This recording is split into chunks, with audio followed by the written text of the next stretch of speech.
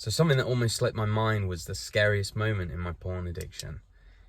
And it was probably when I was around 20 years old, I started to realize it wasn't something I wanted in my life. It didn't align with me and my beliefs, and it was causing me a lot of issues in my life. So I realized that change had to happen. And I wasn't sure. My life was an absolute mess. You know, at the time I was living at home with my mum with a chronic illness, having insomnia, addicted to gaming, addicted to any kind of instant gratification that would help me escape my situation. That was my life. And I didn't know how I was going to do it, but I wanted to do it. So I found a internet blocker that I downloaded on my computer. So I proceeded to download the software. I wrote probably a 12-digit character password to get into the software, and I burnt the piece of paper. And it's very difficult to remove that kind of software. So what I ended up doing is I wrote it down. It was capital letters, numbers, lowercase letters, completely random. And I wrote it on the piece of paper, and I looked at it and I burnt it. And within the first day, I had gut-wrenching anxiety. It wasn't even sexual at all. If I think back to my addiction, it wasn't even sexual. It's escapism. Just give me something that will take my mind off my life. And I was the anxiety was just, I felt like puking. It was that bad. And really, it was just a symptom of my life. My life was a mess, and I needed to sort it. But I didn't realize at the time, but I thought, you know, oh, this is withdrawals. Anyway, so on the second night, I went to bed, and I had insomnia. I just couldn't sleep, and it hit me like like a strike of lightning. The image in my head of that password.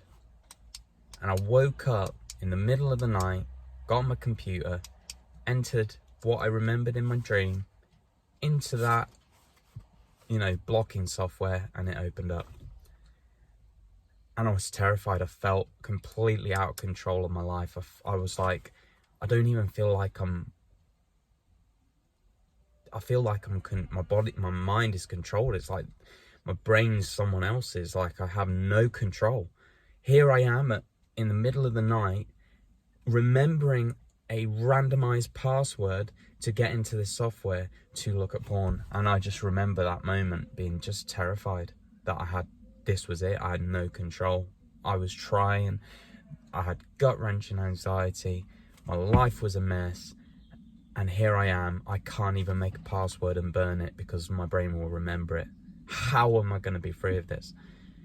Here I am, over 10 years later, free of it. It took a long time. It took a long journey, but ultimately, I sorted my life out.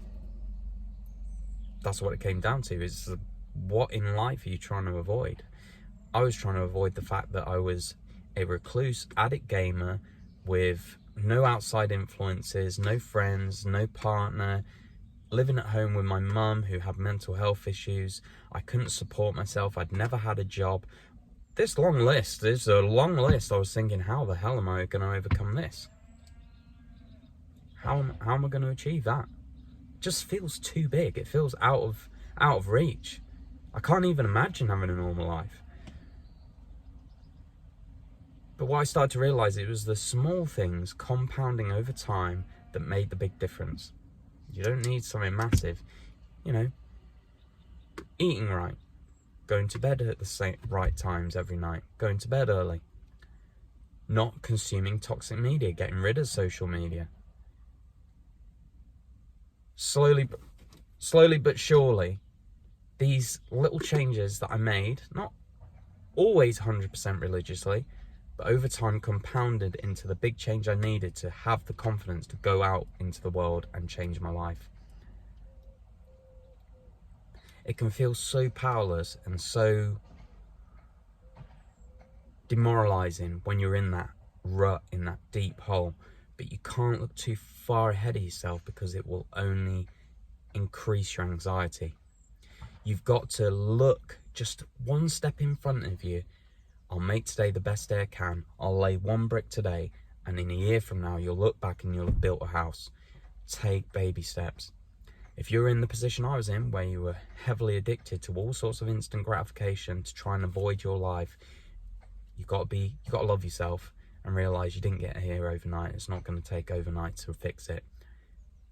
It will take time, but it will be worth it. You know, I look back now at the person that overcame all that, and I just have such respect for them, that has allowed me to live my life without these addictions now. You know, it takes time, but it's worth it. You know, you're healing your soul. Do you want to die having known that these addictions have ruled you and you never got to participate in a life you actually wanted? I remember that moment when I woke up and I typed that password in and it worked. My heart sank. I was just like, I cannot let this be my life. So I really, really gave it my all and changed it.